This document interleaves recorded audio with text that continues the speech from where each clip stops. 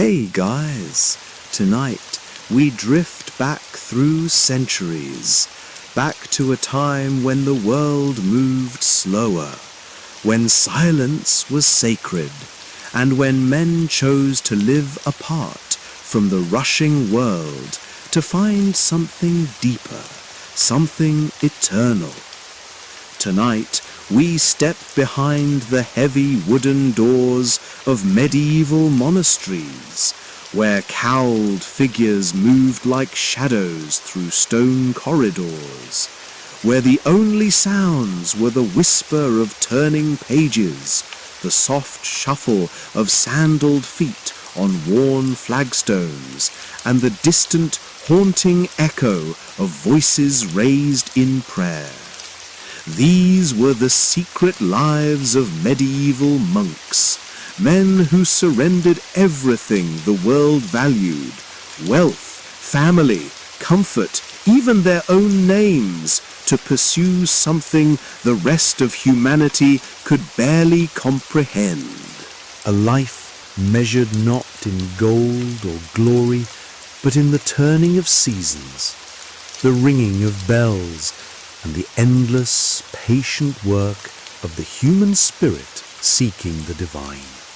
So let us enter their world tonight, where time moved differently, where every moment held the possibility of prayer, and where men found infinity in the smallest gestures of devotion.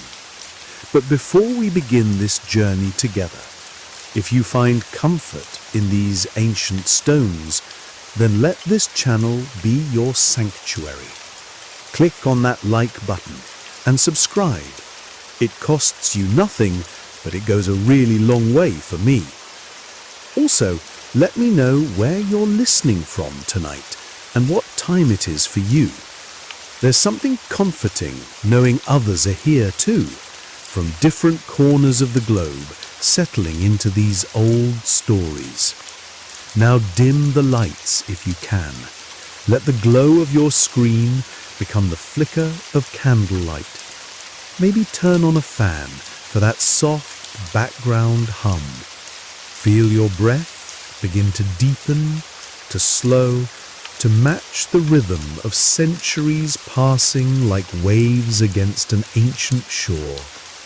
And let yourself sink quietly and gently into the past. In the early hours before dawn, when the world still sleeps in darkness, a single bell tolls across the misty valley.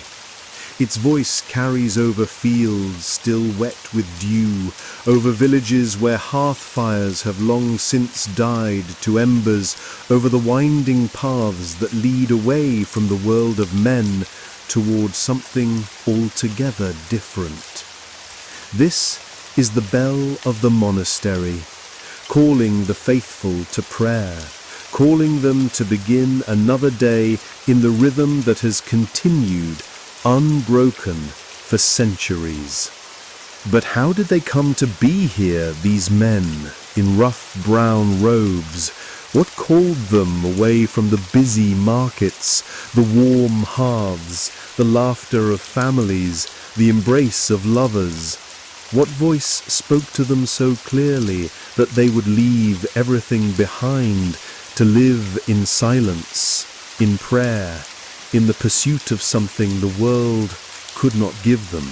The story begins, as so many stories do, with a single man, a figure walking alone through the desert sands of Egypt, sometime in the 3rd century after Christ. His name was Anthony, and he had heard something in the gospel words that others seemed to miss. If you would be perfect, the voice seemed to say, go, sell all that you have, give to the poor, and come, follow me. So Anthony did exactly that. He gave away his inheritance, left his sister in the care of holy women, and walked out into the desert, where the sun burned white and merciless by day and the stars wheeled cold and distant by night. There, in the vast silence, he lived alone with God. Word of his life spread like ripples on still water. Other men came, first a few, then dozens, then hundreds, each seeking the same thing Anthony had found. Not wealth, not power, not the fleeting pleasures that left men empty and wanting, but something deeper, something that could fill the hollow places in the human heart. They learned to live simply, to eat little, to sleep on hard ground, to find joy in the most basic things, the taste of bread and water, the warmth of the sun on their faces, the sound of their own voices raised together in prayer. From the deserts of Egypt, this movement spread northward through the Mediterranean world, across the wine-dark sea to Italy, over the Alps to Gaul and beyond.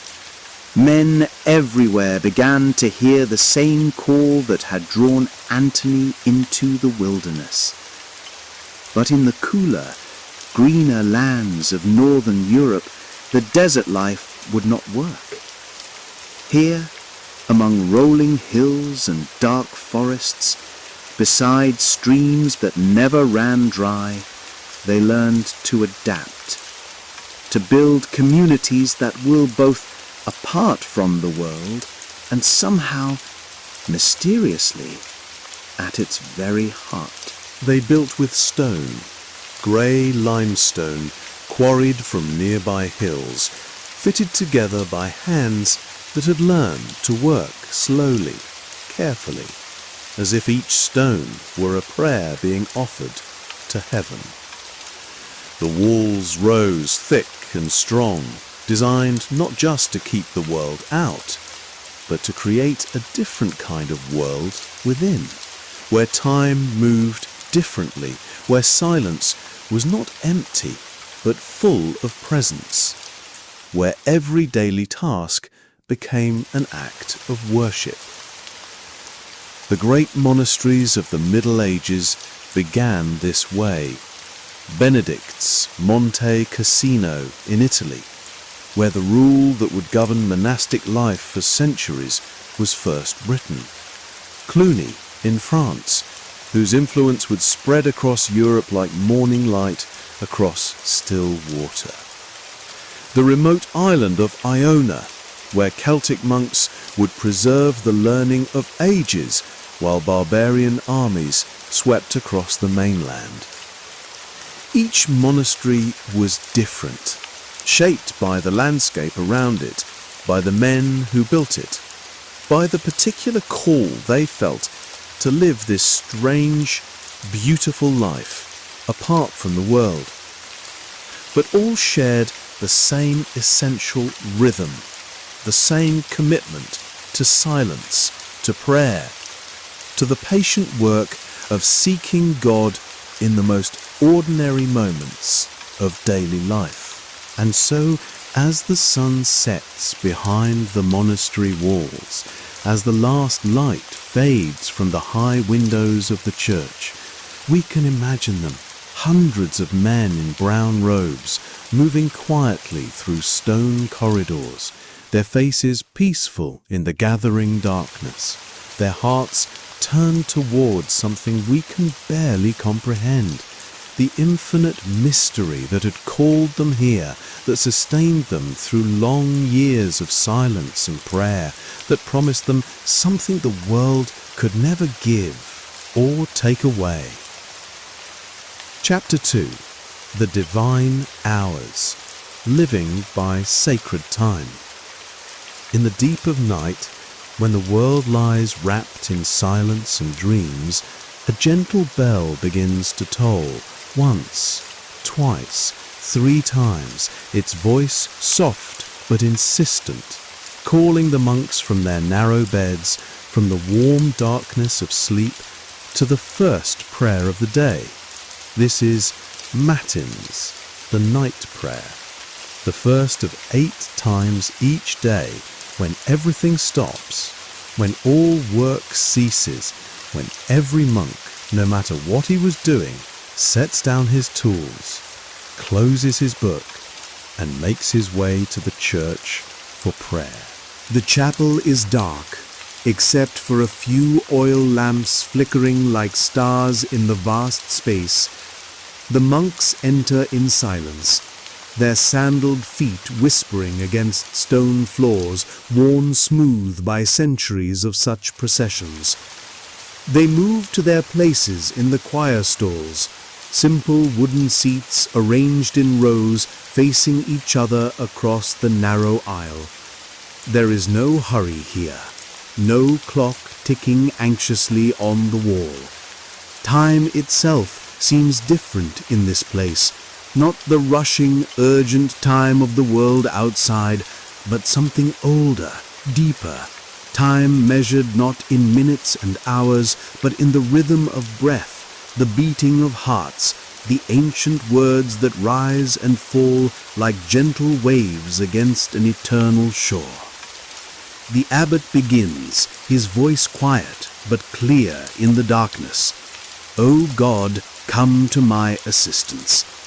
And the community responds as one voice, "O Lord, make haste to help me."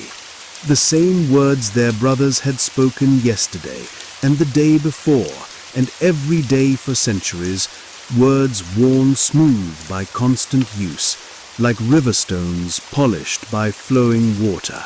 Then comes the psalm, ancient Hebrew poetry set to Gregorian chant, voices weaving together in harmonies that seem to rise from the very stones themselves. Out of the depths I cry to you, O Lord, Lord, hear my voice. The words float upward into the darkness, into the mystery that surrounds them like a gentle embrace.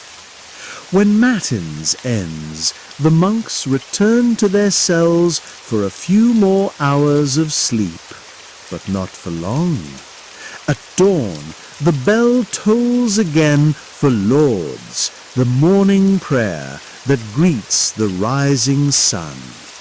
Then comes prime at sunrise, terce at mid-morning, sext at noon, none in mid-afternoon, vespers as the sun begins to set, and finally complan, the last prayer of the day, after which the great silence begins and no word is spoken until dawn. 8 times each day the monastery bell calls them back to what matters most. 8 times they set aside whatever they were doing, whether copying manuscripts in the scriptorium, tending vegetables in the garden, caring for the sick in the infirmary, or brewing ale in the cellars, to remember why they are here, what they have chosen, what calls them deeper than any earthly work. This is the divine office, the work of God, and it takes precedence over everything else. The most important manuscript must be set aside when the bell rings. The most delicate brewing process must wait. Even meals are scheduled around these sacred hours, and food is often eaten in silence while one monk reads aloud from scripture or the lives of the saints. To us, living in our world of constant noise and endless distraction, this might seem constraining, even oppressive. 8 times a day called away from whatever we're doing. 8 times a day required to pray whether we feel like it or not. But the monks understood something we have forgotten. They knew that the human heart, left to itself, drifts away from what matters most. Like a boat without an anchor, it is carried by every current, tossed by every wind. The divine hours were their anchor, 8 times each day, calling them back to their center, back to the silence where God could be found. And in between these hours of prayer, their daily work became prayer too. The monk copying scripture in the scriptorium saw each carefully formed letter as an act of devotion. The brother tending the garden understood that cultivating beans and cabbages was also cultivating his own soul. The cellarer, managing the monastery's stores, learnt that caring for material things could be a deeply spiritual practice. Everything was connected. Prayer and work, silence and community, solitude and service. The rhythm of the hours created a kind of sacred space where ordinary time was transformed, where even the most mundane tasks became opportunities for encounter with the divine. And so the bells continued to ring, generation after generation, calling men to prayer, to silence, to the patient work of seeking God in the turning of days and seasons. Their voices echo still across the centuries, reminding us that there is another way to live, another way to measure time, not by productivity or achievement, but by depth, by presence, by the endless, patient work of love. In a small stone chamber, high in the monastery tower, a monk sits hunched over a wooden desk, his face illuminated by the warm glow of an oil lamp. Before him lies a sheet of vellum, smooth and pale as fresh cream. In his hand, a goose quill pen, carefully cut and prepared. At his elbow, a small pot of ink, black as midnight, mixed from oak galls and iron, according to a recipe handed down through generations. He dips the quill, pauses for a moment in prayer, then begins to write, each letter formed with infinite care, each word a small masterpiece of patience and devotion. This is Brother Marcus, though that was not the name he carried in the world. That name died when he entered the monastery, along with his former life, his former dreams, his former self. Now he has but one purpose, to copy the sacred texts, to preserve the wisdom of ages, to ensure that knowledge will survive the darkness that seems to be spreading across the world like a slow tide. Outside the monastery walls, the world is changing, and not for the better. The great cities of the Roman Empire are crumbling, libraries are burning, schools are closing, barbarian armies sweep across the countryside, leaving destruction in their wake. The old civilization, with its roads and laws and learning, is dying, and many wonder if anything will survive to take its place. But here, in the quiet scriptorium, the work continues. Page by page, word by word, the monks are saving what can be saved, copying not only the scriptures and the works of the church fathers, but also the great texts of pagan antiquity, Virgil and Ovid, Aristotle and Plato, the philosophical works that had shaped the minds of educated men for centuries. They do this work not because they agree with everything these ancient authors wrote, but because they understand something profound about human knowledge. They know that wisdom, wherever it is found, is a gift from God, and that to preserve it is a sacred duty, even when the world around them seems bent on destruction. Brother Marcus pauses in his copying to flex his cramped fingers.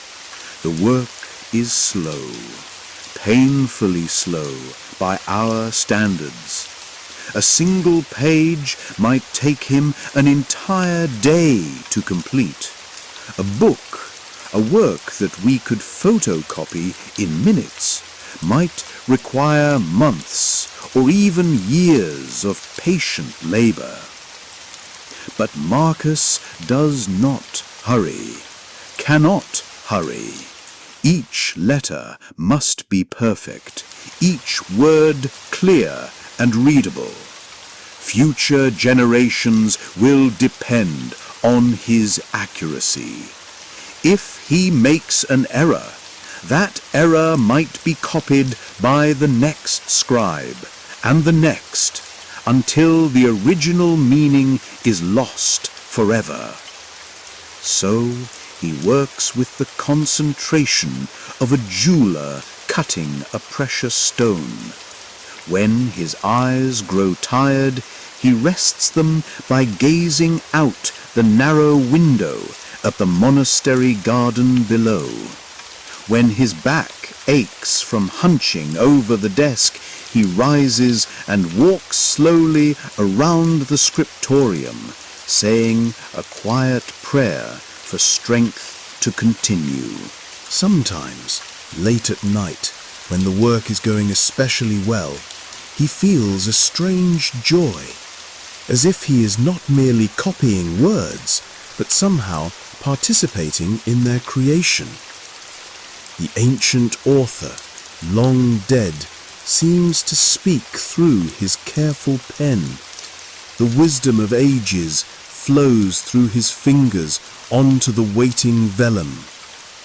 In another corner of the scriptorium, Brother Thomas is working on something different, an illuminated manuscript, one of those magnificent books where the text is surrounded by intricate decorations in gold and brilliant colours.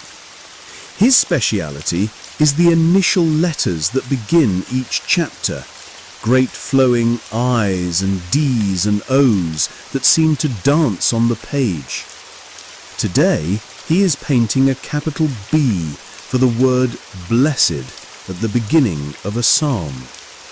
The letter curves and spirals like a living vine, decorated with tiny flowers and birds, with faces of angels peering from among the foliage. In the centre, framed by all this beauty, a small scene depicts King David playing his harp. The colours Thomas uses are precious beyond imagining. The blue comes from lapis lazuli, ground from stones carried by traders across thousands of miles from distant Afghanistan. The red is made from cinnabar, the gold from sheets of actual gold leaf, hammered thin as tissue paper. Each tiny detail represents hours of work, weeks of patient application of brush to vellum. Why such extravagance?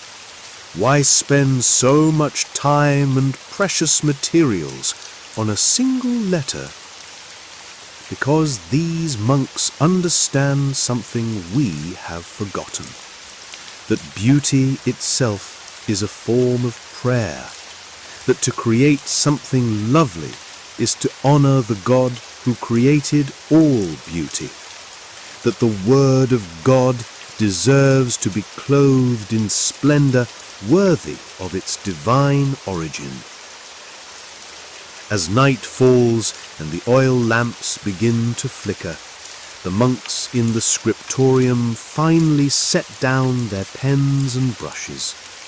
Tomorrow they will return to continue the work, the endless patient work of preservation, of copying, of keeping the light of knowledge burning in an age of darkness. They cannot know, as they carefully clean their quills and cover their inkpots, that centuries later scholars will call them the saviors of Western civilization. They cannot imagine that the books they are copying by hand will one day be printed by the thousands, that the learning they are preserving will eventually flower into universities and libraries beyond their wildest dreams. They know only that this is their calling, to serve as links in the great chain of human knowledge, to ensure that wisdom does not die with the passing of kingdoms, that truth survives the rise and fall of empires, word by word, page by page, book by book. They are building a bridge across the dark centuries, a bridge made of vellum and ink, of patience and prayer, of love for the eternal truths that no earthly power can destroy. Dawn breaks slowly over the monastery garden, pale light filtering through morning mist that clings to the carefully tended beds of herbs and vegetables. The air is sweet with the scent of lavender and rosemary, of sage and thyme, fragrances that seem to carry their own healing power. Brother Anselm walks slowly between the rows, his feet damp with dew, his eyes taking in the subtle changes that each new day brings. Here, a cluster of chamomile flowers has opened during the night, their white petals like tiny stars against the green foliage. There, the comfrey leaves show fresh growth, their healing properties growing stronger with each passing day.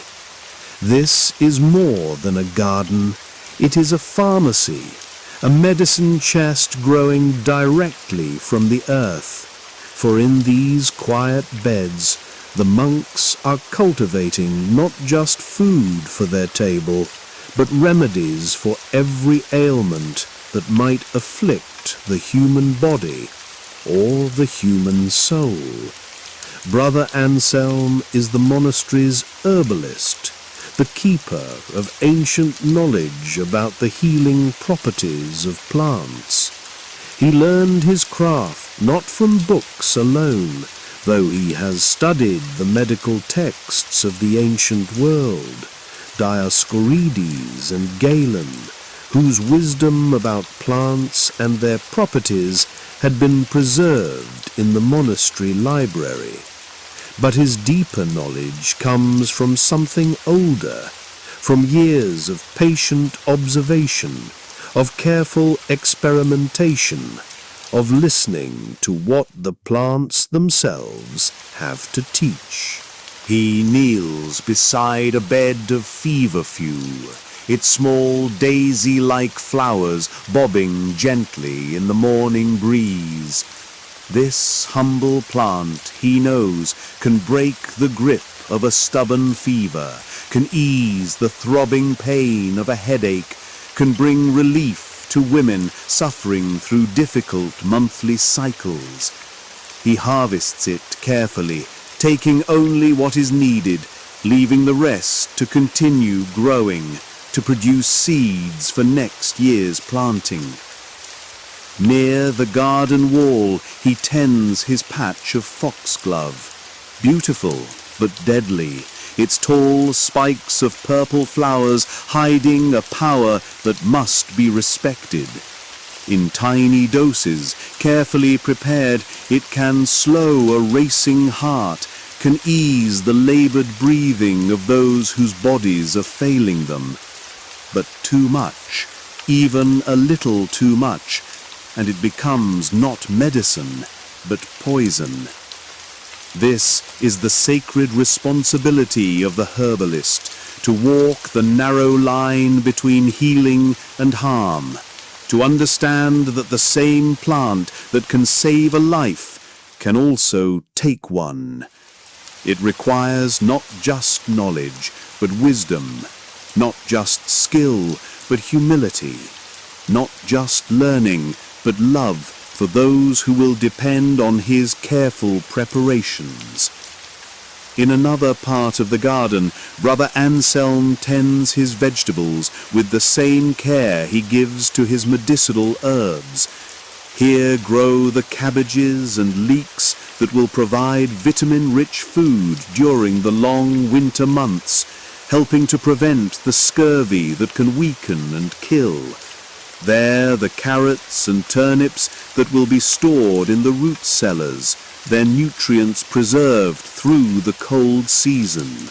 Everything is connected in this monastic understanding of health. The body and the soul are not separate things, but aspects of a single whole. Physical illness often reflects spiritual dis-ease, and spiritual healing can bring about physical restoration. The monk who tends the garden is also tending souls, his own and those of his brothers who will benefit from his careful work. As the morning progresses, Brother Anselm is joined by other monks who help with the garden work. Brother Francis, elderly now and bent with arthritis, moves slowly between the rows, pulling weeds with hands that shake but remain steady enough for this gentle task. Brother Peter, much younger, carries water from the well to plants that need extra moisture in the growing heat of summer. They work mostly in silence, but it is not an empty silence. It is filled with presence, with attention to the small miracles happening all around them. A bean plant climbing its pole, a tomato plant heavy with fruit beginning to redden, a bed of mint spreading its cooling fragrance with every footstep. At midday, when the sun grows too hot for garden work, Brother Anselm retires to his workshop, a small stone building where he processes the herbs he has gathered. Here, bundles of lavender and sage hang from the rafters, drying slowly in the warm, dry air. Here he prepares tinctures and ointments, powders and teas, each remedy carefully crafted according to recipes he has perfected over years of practice. The work requires patience, endless patience. Some tinctures must steep for weeks before they are ready. Some powders must be ground for hours to achieve the proper fineness. Some ointments require gentle heating over carefully controlled fires. Constant stirring, precise timing to achieve the right consistency. But Brother Anselm does not mind the slow pace of the work. He has learned in his years of monastic life that the best things cannot be hurried. Just as prayer requires patience, just as spiritual growth happens slowly, almost imperceptibly over years and decades, healing too takes time. The body has its own wisdom, its own rhythm of recovery that cannot be forced or rushed. When villagers come to the monastery seeking help for their ailments, and they do come regularly, knowing that the monk's reputation for healing extends far beyond the monastery walls, Brother Anselm greets them with the same gentle attention he gives to his plants. He listens not just to their symptoms, but to their whole story, their fears, their hopes, their understanding of what might be causing their suffering. Sometimes the remedy he offers is simple, a tea to help with sleeplessness, a poultice for a wound that won't heal, a tonic to restore strength after a long illness. But sometimes he realizes that what they really need is not physical medicine at all, but someone to listen, to care, to remind them that they are not alone in their suffering. As evening falls and the garden settles into the peaceful quiet of night, Brother Anselm walks once more among his plants, checking on tender seedlings, noting which areas need attention tomorrow, offering a quiet prayer of gratitude for the day's work and the day's growth. The plants continue their healing work even in darkness, roots drawing nutrients from rich soil, leaves processing moonlight and starlight into the complex compounds that will eventually become medicine. And in his small cell nearby, Brother Anselm sleeps peacefully, knowing that he has participated in something ancient and holy, the great work of healing that connects earth and heaven, body and soul, the wisdom of plants and the love of God. In the highest room of the monastery tower, where the light is purest and strongest, Brother Gabriel sits before his slanted desk like a painter before his easel. But his canvas is not cloth, it is a sheet of vellum so fine and white it seems to glow in the afternoon sunlight streaming through the tall window. His brushes are tiny, some no thicker than a single hair, and the colours arrayed on his palette shine like jewels. Ultramarine blue made from precious lapis lazuli, vermilion red from cinnabar, gold that catches and holds the light like captured sunshine. Today he is working on a book of hours, a prayer book for a wealthy patron who has commissioned the monastery to create this treasure of devotion and art. The page before him will contain the text of a psalm, but the words themselves are only the beginning. Around them, Brother Gabriel will create a garden of visual prayer, illuminated letters that bloom like flowers, borders decorated with vines and birds and angels, miniature scenes that tell the sacred stories in pictures as well as words. He begins with the initial letter, a great capital D, that will start the word Domine, Lord. The letter curves and spirals across a quarter of the page, its inner spaces filled with intricate patterns of leaves and flowers. But this is not mere decoration. Every element has meaning. Every detail tells part of the larger story of faith. The vine that curves through the letter represents Christ himself. I am the vine, you are the branches. The tiny birds perched among the leaves are souls drawn to the divine light. The flowers, roses for the Virgin Mary, lilies for purity, violets for humility, create a symbolic garden where every bloom speaks of some aspect of the spiritual life. Brother Gabriel works with a concentration so complete that the world outside his small chamber seems to disappear. His whole being is focused on the tiny area where his brush meets the vellum, on the precise curve of a leaf, the exact shade of blue for an angel's robe, the delicate balance of gold and shadow that will make a flower seem to grow from the page itself. This level of attention is itself a form of prayer. In the absolute focus required by his work, Brother Gabriel finds the same stillness, the same presence that his brothers seek in their hours of silent meditation. The difference is that his prayer takes visible form, becomes something that others can see and touch and treasure. Hours pass without his noticing. The afternoon light shifts and changes, casting different shadows across his work. Sometimes he pauses to rest his eyes, to flex his fingers, to offer a quiet prayer for steadiness of hand and clarity of vision. Then he returns to the work, adding tiny details that perhaps no one but he will ever notice. The individual scales on a fish swimming in the border stream, the expression of wonder on an angel's face, the precise botanical accuracy of a flower petal. Why such painstaking attention to details that might never be seen? Because Brother Gabriel understands something profound about beauty and devotion. He knows that God sees every detail, every careful brushstroke, every moment of loving attention devoted to creating something beautiful for the divine glory.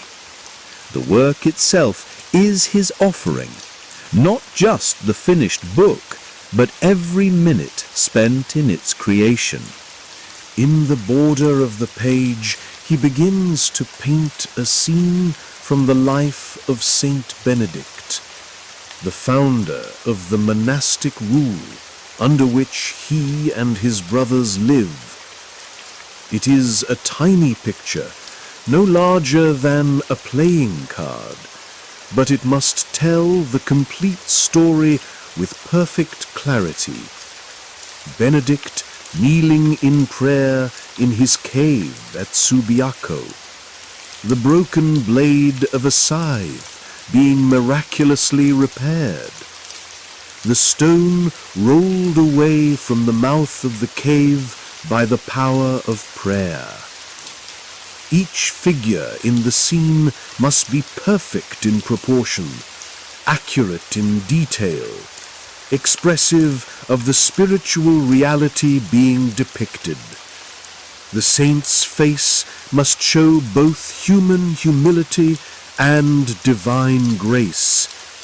The landscape must suggest both the physical reality of the Italian countryside and the spiritual landscape of the soul-seeking God. Brother Gabriel has spent years learning his craft, not just the technical skills of mixing pigments and handling brushes, but the deeper art of visual theology. He has studied the symbolic meanings of colors, how blue represents heaven and divinity, how red speaks of divine love and martyrdom, how gold suggests the light of eternal glory that shines through earthly things. He has learned the language of gestures, how the position of a hand can indicate blessing or supplication, how the tilt of a head can express humility or authority, how the fold of a garment can suggest movement or rest, earthly weight or heavenly lightness. As evening approaches and the light begins to fade, Brother Gabriel carefully cleans his brushes and covers his work. Tomorrow he will continue, perhaps finishing the border decoration, perhaps beginning the intricate initial that will start the next page. The book will take months to complete, maybe even a year, but time has a different meaning here in the monastery, where work is measured not by speed, but by love, not by efficiency, but by devotion. When the book is finally finished, it will be a masterpiece, a treasure that could adorn the library of a king or the private chapel of a noble family. But its greatest value will not be in its monetary worth. It will be in the countless hours of prayer that have gone into its creation, in the love and devotion that shine from every illuminated page, in its power to lift the hearts and minds of those who use it toward the divine beauty it so imperfectly but lovingly represents. Late at night, when the monastery has settled into the great silence, Brother Gabriel sometimes returns to his workshop, not to work, for the light is too dim, but simply to sit quietly in the presence of beauty being born. In the darkness, he can almost feel the colors breathing on the vellum, the gold glowing with its own inner light, the blues and reds pulsing gently like a heartbeat. And in those moments of quiet contemplation, he understands why he was called to this strange and wonderful work, not just to create beautiful objects, but to participate in the ongoing creation of the world, to add his small offering of beauty to the great symphony of praise that rises eternally from all created things toward their Creator. The last bell of the day tolls softly across the darkened monastery, 9 gentle strokes that mark the hour of Compline, the final prayer before the great silence begins. In the chapel, the monks gather one last time, their faces barely visible in the dim light of a few oil lamps, their voices joining together in the ancient words that will carry them into the night. Into thy hands, O Lord, I commend my spirit. The psalm verse floats upward into the stone arches, seems to linger there like incense slowly dissipating into darkness. For you have redeemed me, O Lord, God of truth. This is the prayer that Jesus himself spoke from the cross, the words that have comforted the dying and sustained the living for 2,000 years. Each monk speaks them as if they were their own last words. A daily practice of surrender, a nightly rehearsal for that final moment when earthly life gives way to whatever lies beyond. When the prayer ends, the monks file out of the chapel in perfect silence, sandaled feet whispering against stone floors, brown robes rustling softly in the still air. No word will be spoken now until dawn, no conversation, no questions, no requests for help with tomorrow's work. The great silence has begun, a period of profound quiet that will last until the bell rings for matins in the deep hours before dawn. Brother Francis makes his way slowly to his cell, a small stone chamber barely large enough for a narrow bed, a wooden stool, a shelf for his few possessions. The cell has no decoration except a simple wooden cross on the wall, no carpet on the floor, no glass in the single small window. In winter it will be cold, in summer warm, but it is his, the one place in the monastery that belongs to him alone, where he can be completely private with his thoughts, his prayers, his God. He lights a small oil lamp, not for reading, for books are put away when the great silence begins, but simply for the comfort of its gentle glow. Then he kneels beside his bed for a few minutes of private prayer, not the formal prayers of the divine office, but the wordless prayer of the heart, the silent communion that needs no words, no structure, no beginning or end. In the cell next door, Brother Thomas lies on his narrow bed, staring up at the stone ceiling, barely visible in the darkness. Tomorrow he will return to his work in the scriptorium, carefully copying the letters of St. Augustine, forming each word with infinite patience and precision. But tonight, in the profound quiet of the great silence, he feels the weight of his solitude, not as loneliness, but as a gift, a space cleared of all distraction where the soul can rest in pure being. The great silence is more than just an absence of noise. It is a presence, something positive and rich and full.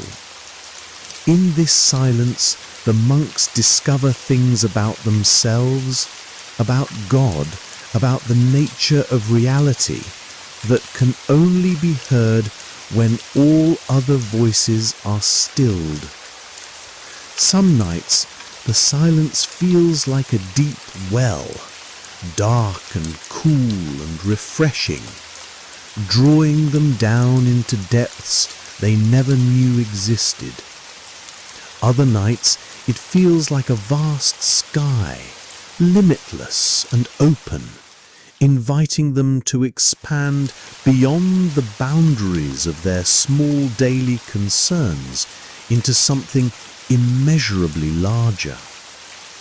Brother David, the monastery's cantor, who leads the community in their sung prayers, lies awake listening to the night sounds that the silence makes audible. The soft hoot of an owl in the oak trees beyond the garden wall, the distant trickle of the stream that provides the monastery's water, the gentle settling sounds of old stone adjusting to the cooling night air. These sounds are not disturbances of the silence. They are part of it, woven into its fabric like threads in a tapestry. They remind him that silence is not emptiness, but fullness, not the absence of life, but life reduced to its essence, stripped of everything unnecessary, revealing what has always been there beneath the noise and bustle of ordinary existence. Sometimes, in the deepest hours of the night, Brother David hears something else, not with his ears, but with some deeper faculty of listening. It might be called the music of the spheres, the harmony that underlies all creation, the song that stars sing as they wheel across the heavens, the rhythm that pulses through the heart of every living thing. This is why he was drawn to the monastery, not to escape from music, but to discover the source from which all earthly music flows.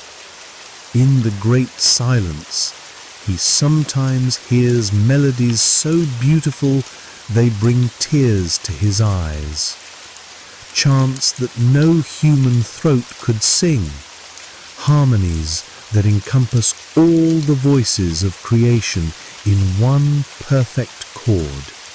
In the infirmary, Brother Benedict sits beside the bed of an elderly monk who is dying, has been dying slowly, peacefully, for several days now.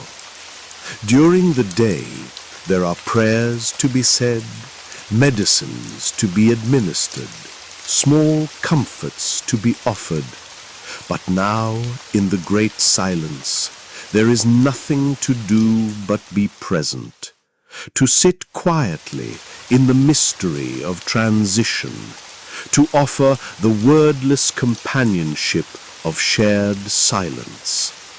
The dying monk's breathing has become very soft, very slow, so quiet that sometimes Brother Benedict must lean close to make sure it continues. But there is no fear in this watching, no desperate clinging to life, no terror of what comes next. The old monk has spent 40 years preparing for this moment, learning to let go, to surrender, to trust in the mystery that lies beyond the veil of earthly sight. This too is part of the great silence, this willingness to accompany the dying without words, without false comfort, without the need to fill the profound quiet with chatter or distraction. Death, like birth, happens in silence, in the space between heartbeats, between breaths, in the pause between one moment and the next. Throughout the monastery, in cells and corridors, in the chapel and the scriptorium, the great silence continues, deep and rich and full of presence. It is not the silence of the tomb, but the silence of the womb, creative, generative, full of potential for new life, new understanding, new encounters with the divine mystery that draws all souls toward itself. Some of the younger monks find the silence difficult at first, their minds accustomed to constant noise, constant stimulation, constant conversation. They lie awake feeling restless, agitated, longing for some sound to break the profound quiet that seems to press against them like a physical weight.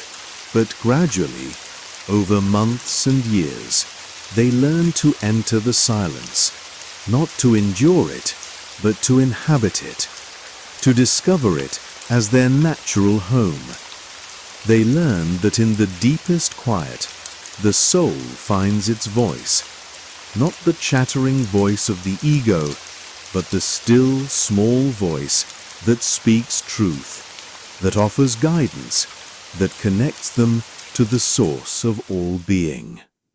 The great silence teaches them something that the noisy world outside could never teach, that they are not their thoughts, not their emotions, not their restless desires and fears.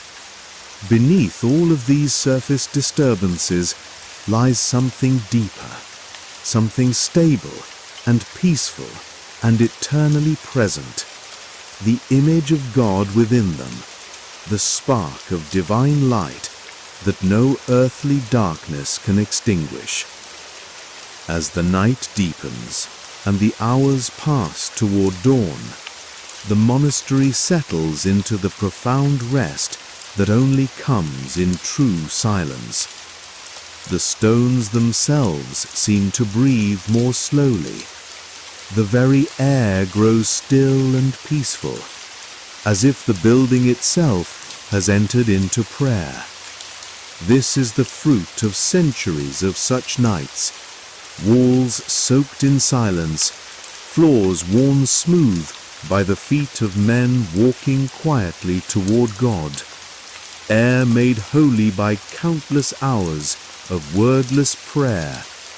The monastery has become a vessel of silence, a place where the great quiet of eternity touches the restless earth, where time and timelessness meet in the space between heartbeats. And in their small cells, the monks rest, not in the unconsciousness of ordinary sleep, but in the conscious rest of souls surrendered to mystery. Some sleep deeply, their dreams filled with light and music and the faces of angels. Others doze lightly, aware even in sleep of the great silence that surrounds them like a gentle embrace.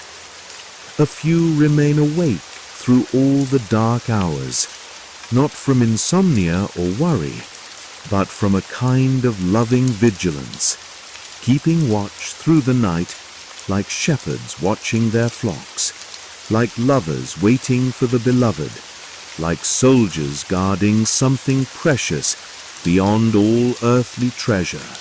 The great silence will end, as it always does, with the soft tolling of the bell for matins. The cycle will begin again, prayer and work, community and solitude, sound and silence, weaving together in the eternal rhythm that has sustained monastic life for more than 1,000 years. But something of the silence remains, in the spaces between words during the day, in the pause between question and answer, in the moment of stillness before each prayer begins.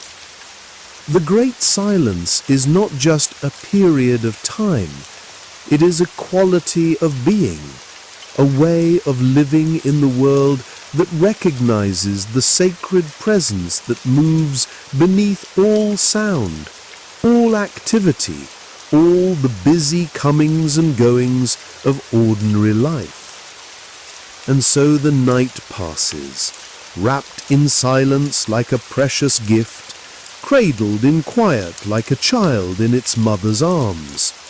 The darkness is not empty but full, not fearful but comforting, not the absence of light but the presence of a deeper illumination that shines most clearly when all earthly lights have been extinguished.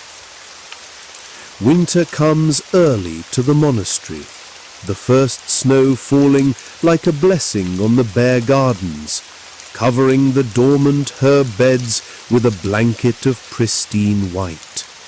The days grow short and dark, the nights long and cold, but inside the stone walls there is warmth, not just from the carefully tended fires in hearth and brazier, but from the deeper warmth of community, of shared purpose, of souls united in the ancient rhythm of prayer and work. This is Advent, the season of waiting, of preparation, of quiet longing for the light that will come. The monks feel it in their bones, this turning of the year toward darkness, this call to go deeper, to wait more patiently, to trust in promises that seem impossible in the cold grey days of early winter. Brother Michael walks the cloister in the early morning, his feet crunching softly on frost-covered stones. His breath forms small clouds in the cold air as he makes his way to Lauds, the dawn prayer that greets each new day, even when dawn seems reluctant to come, when the sun rises pale and distant over a world locked in winter's grip. In the chapel, the altar is dressed in purple, the colour of penitence, of waiting, of royal expectation. The antiphons they sing speak of longing. O come, Emmanuel, and ransom captive Israel that mourns in lonely exile here. The ancient words carry all the weight of human hoping, all the ache of souls waiting for redemption, for healing, for the coming of light into darkness. But then, in the depth of winter's darkness, comes the miracle, Christmas Eve, when the longest night gives way to the celebration of light entering the world. The monastery transforms. Candles blaze on every altar. The chapel fills with the sound of joyful singing.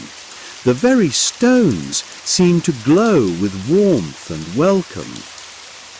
Brother Thomas, who has spent months copying the Christmas liturgy in his most careful script, feels his heart lift as the familiar words take on new life in the community's voices. Gloria in excelsis Deo, glory to God in the highest. The phrase seems to lift them all beyond the confines of earth, into the realm where angels sing eternally around the throne of God. The Christmas season stretches through the darkest weeks of winter, 12 days of celebration that carry the community through January's cold, through the Feast of Epiphany, when the wise men's gifts remind them that the Christ child came not just for one people, but for all nations, all races, all souls seeking truth. And then, as the light begins imperceptibly to return, as the days grow gradually longer, and the first hints of spring appear in protected corners of the garden, comes Lent. This is the season of the soul's spring cleaning. 40 days of fasting and prayer, of examining conscience, of turning away from the comfortable habits that have accumulated like dust on the furniture of the heart. The altar cloth changes from gold to purple again, but a different purple now, deeper and more solemn than Advent's hopeful waiting. Brother Francis finds that he welcomes Lent, not because he enjoys fasting or the additional prayers that mark this season, but because he has learned over years of monastic life that the soul, like the garden, needs periodic pruning. The comfortable routines of winter have grown soft around the edges. The spirit needs to be sharpened, focused, prepared for the great celebration that lies ahead. The Lenten fast is not harsh. The monastery rule is wise, balanced, understanding of human limitations, but it is real. 1 meal a day instead of 2, simpler food, longer periods of silence, additional hours spent in prayer and reading. The monks feel themselves growing lighter, not just physically, but spiritually, as if they are shedding the accumulated weight of winter's inward turning to prepare for spring's resurrection. And then comes Holy Week, the most solemn, most beautiful time of the liturgical year. Palm Sunday arrives with its strange mixture of triumph and sorrow. Branches blessed and carried in procession, then set aside as the story turns toward betrayal, trial, crucifixion. On Maundy Thursday, the community gathers for the washing of feet, the abbot kneeling before each monk in turn, pouring water over feet that have walked the cloister paths in prayer, that have carried their owners to countless hours of service, of work, of worship. It is a moment of profound tenderness, of recognition that even in this holy place, even among these consecrated souls, the call to serve one another remains the heart of all religious life. Good Friday brings the great silence of Christ's death, not the peaceful nights of ordinary nights, but the silence of the tomb, of apparent defeat, of hopes crucified with the one who embodied them. The altars are stripped bare, no bells ring to call the community to prayer. Instead, a wooden clapper sounds harsh and mournful in the cold stone spaces. Brother Benedict, now old and frail, remembers dozens of Good Fridays, each one different, each one the same. The story never loses its power to move him. The innocent condemned, love betrayed, hope extinguished. But he remembers too that this is not the end of the story, that Sunday always comes, that death never has the final word. And then Easter, the queen of feasts, the celebration that makes sense of all the waiting, all the fasting, all the dying that has gone before. At dawn on Easter morning, the monastery explodes with light and sound. Every candle blazing, every bell ringing, voices raised in the great cry of victory. Christ is risen! He is risen indeed! Brother David's voice soars above the rest as he leads the community in the Easter Exultet. This is the night when Christ broke the bonds of death and rose victorious from the grave. The ancient chant seems to fill not just the chapel, but the entire monastery, the whole valley, the cosmos itself, with the news that changes everything. That death is not the end, that love is stronger than hatred, that light will always triumph over darkness. The Easter season carries them through spring, 50 days of celebration that end with Pentecost, when the Spirit descends like fire on the apostles, like gentle rain on the monastery garden, where new life is stirring in every bed and border. And then begins the long green season, ordinary time, the months of summer and early autumn, when the liturgical year settles into the rhythm of growth, of maturing, of harvest. This is not boring time, though it might seem so to those accustomed to constant excitement, constant change. This is the time when seeds planted in the dramatic seasons of Advent and Lent and Easter put down deep roots, send up strong shoots, bear the fruit of transformed lives. Brother Marcus, now in his 30th year of monastic life, understands that this is where the real work of holiness happens, not in the high drama of Holy Week or the joy of Easter morning, but in the quiet persistence of ordinary days, ordinary prayers, ordinary acts of service and love. The liturgical year is not just a calendar. It is a way of living that recognizes the rhythms of the soul, the seasons of spiritual life that mirror the seasons of the earth. There is a time for planting and a time for harvest, a time for dying and a time for rising, a time for waiting in darkness and a time for rejoicing in light. As autumn comes again, and the cycle prepares to begin anew, as the leaves turn gold and crimson in the monastery orchards, as the last herbs are harvested from the garden, the monks feel themselves part of something larger than their individual lives, larger than their small community, larger even than the church itself.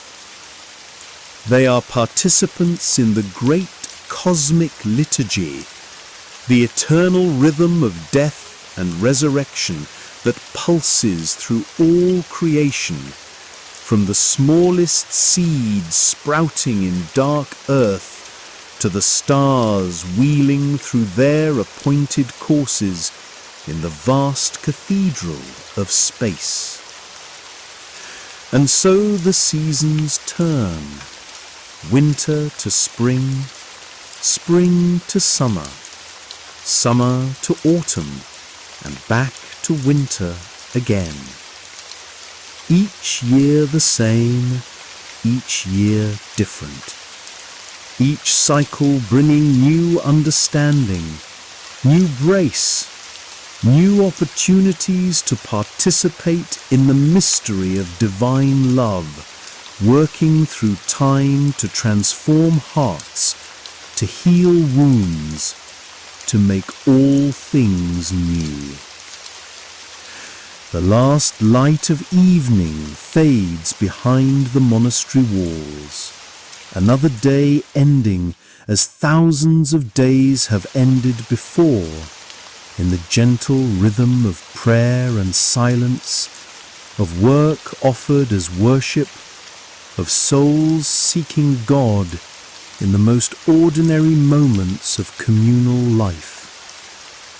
We have walked among them, these men in brown robes, have listened to their bells calling across the centuries, have witnessed their patient copying of sacred texts, their careful tending of healing gardens, their creation of beauty for the glory of God. We have shared their silence, their seasons, their slow understanding that life's deepest meanings are found not in rush and noise and acquisition, but in stillness, in service, in the ancient rhythms that connect earth to heaven. But what became of them, these keepers of light in the dark ages?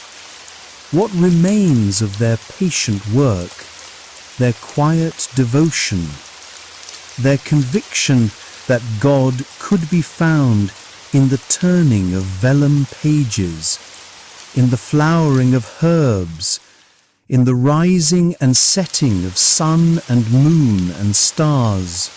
The monasteries still stand, some of them, weathered now by centuries of rain and wind, their stones grown grey with age, their gardens tended by fewer hands, but the bells still ring, fainter now perhaps, but still calling souls to prayer, still marking the hours with their gentle insistence that there is another way to measure time, another way to live.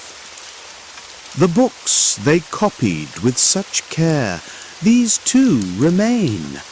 In libraries around the world, scholars still turn the pages of manuscripts created by lamplight in cold stone chambers, still marvel at the perfect script, the luminous colors that have not faded with the centuries.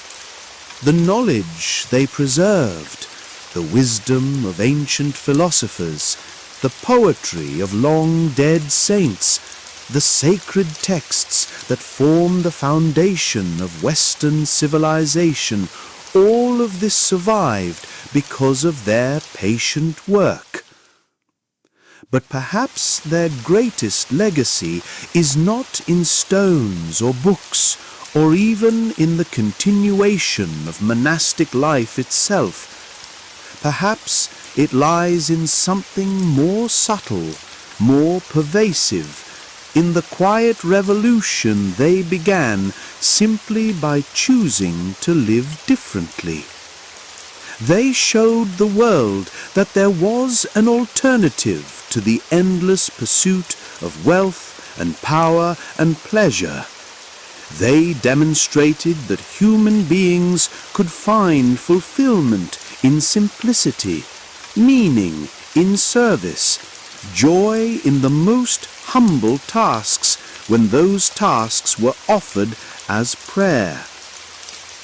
They proved that community could be based not on blood or tribe or nation, but on shared commitment to something higher than self-interest.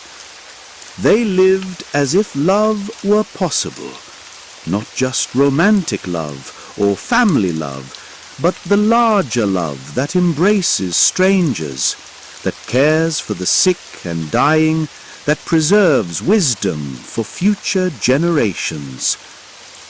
In our own time, in this age of constant noise and ceaseless distraction, of information overload and spiritual hunger, their example calls to us still, not necessarily to retreat behind monastery walls, but to recover something of their reverence for silence, their patience with slow growth, their understanding that the most important work is often invisible, unmeasurable, known only to God. They remind us that it is possible to live contemplatively even in the midst of action, to work with the focused attention they brought to copying manuscripts, to care for others with the gentleness they showed in tending their healing gardens, to create beauty not for personal glory, but as an offering to the source of all beauty. Perhaps most importantly, they show us that time can be sanctified, that the ordinary hours of ordinary days can become prayer, can become worship, can become opportunities for encounter with the sacred mystery that moves through all things. So, as we prepare for sleep, as we let go of the day's concerns and surrender to the restorative darkness of night, we can imagine ourselves joining that great company of monks who have gone before us, who found in the quiet hours before dawn their deepest communion with God. Their bells have fallen silent now, most of them, but their echo continues to resonate across the centuries, calling us still to remember what matters most, to choose depth over superficiality, to seek the eternal in the temporal, to find in the simplest acts of love and service a doorway into the infinite mystery that surrounds us always. The monastery sleeps now, as it has slept for 1,000 years, wrapped in silence, cradled in darkness, resting in the deep peace that comes to those who have learned to surrender their small selves to something immeasurably larger. And in that sleep, in that profound quiet, where prayer and rest become one, we too can find the peace they found, the rest they knew, the gentle embrace of the mystery that holds us all, monks and seekers, ancient and modern, bound together in the endless, patient work of love. Sleep well in the silence they have shown us, in the peace they have preserved, in the love that connects all souls across time and space and the boundaries that seem to separate us but never really do. The bells will ring again at dawn, calling us back to life, to service, to the endless, beautiful work of becoming who we were meant to be.